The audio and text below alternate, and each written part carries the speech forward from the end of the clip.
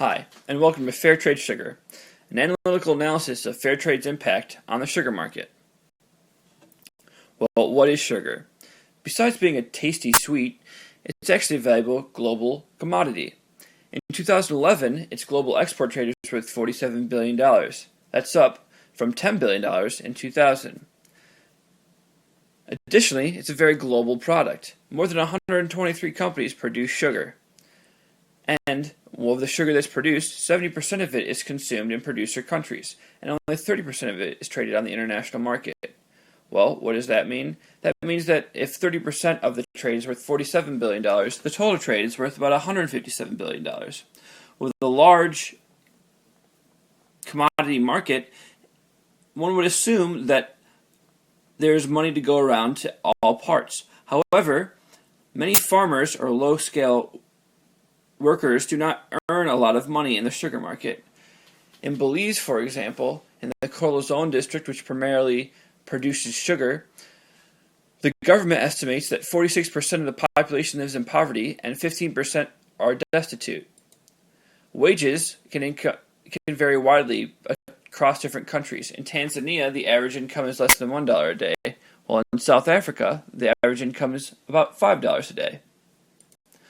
Among the profits that are made by small producers, they're taken away by the milling industry, mainly because sugar has to be milled within 24 to 40 hours in order to get the most output from the sugar cane.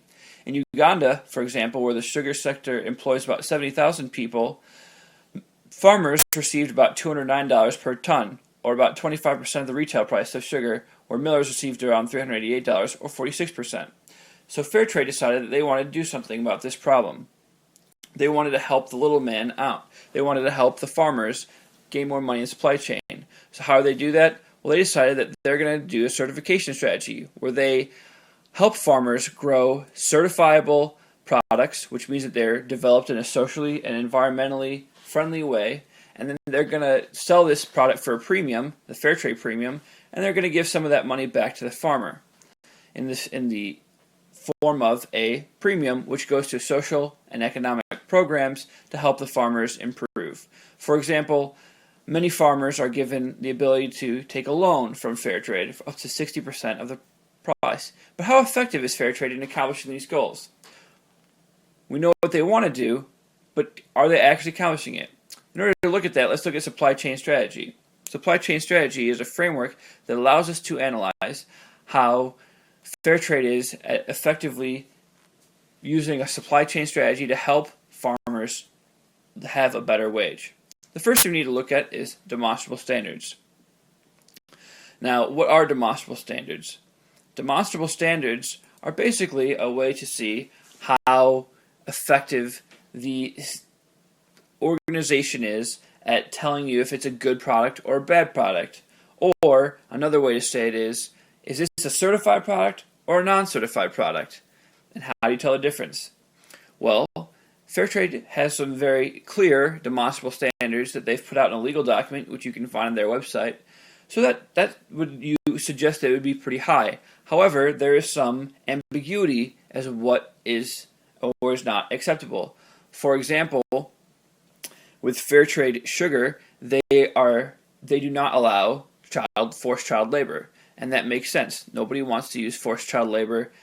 It does not seem like a very healthy thing to do. And somebody was certified, that would be a bad certification. But is the son helping his father? Would that be considered a break of that? I don't know. And there's not very clear definition on that. So that's why it's low to medium. The next most important thing is identity tracking. Now, for identity tracking with Fairtrade Sugar, there is none. Fairtrade Sugar, due to some feasibility concerns and cost effectiveness, most applicably the concern that since, as we previously mentioned, sugar needs to be taken to a mill quickly, it's not possible to separate the sugar cane at the mill and determine which was raised in a Fairtrade certified manner or not. It's just impossible to do identity tracking. Now, without doing identity tracking, it's impossible for consumers to know that the product that they're getting is a product that was actually produced on a Fairtrade farm.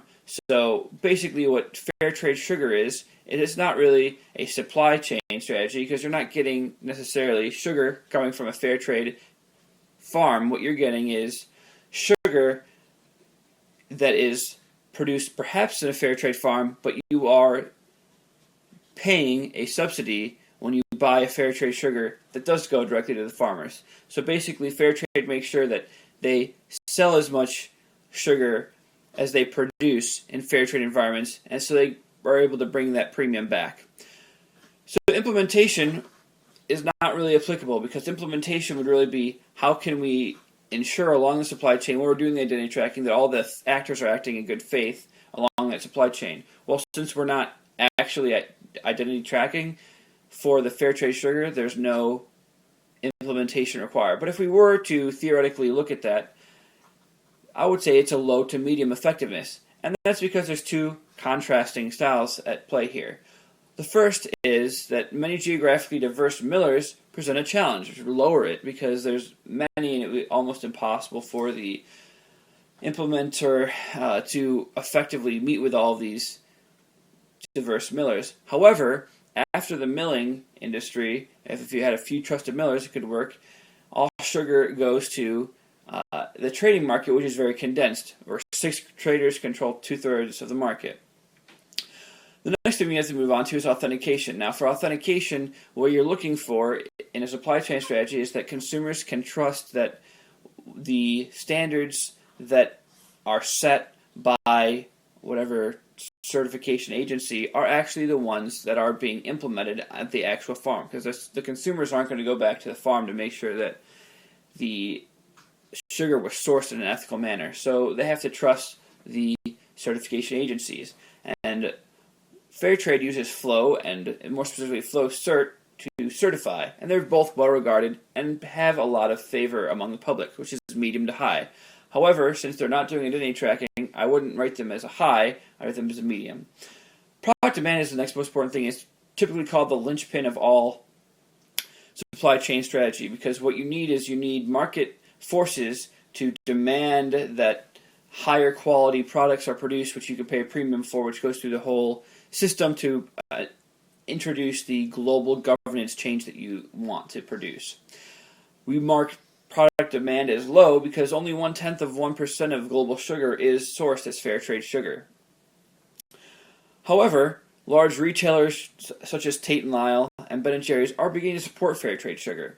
But even among Tate & Lyle, they're only using 20% of their sugar as fair trade. So let's look over what we found and summarize everything.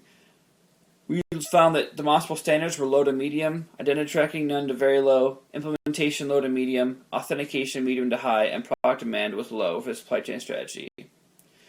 This leads us to conclude that supply chain strategy is not a very effective tool for the implementation of improving farmer wages in the global south in the sugarcane industry. Please feel free to email me with any questions at Beasley, that's Beasley, @gwu.edu. Thanks for your time.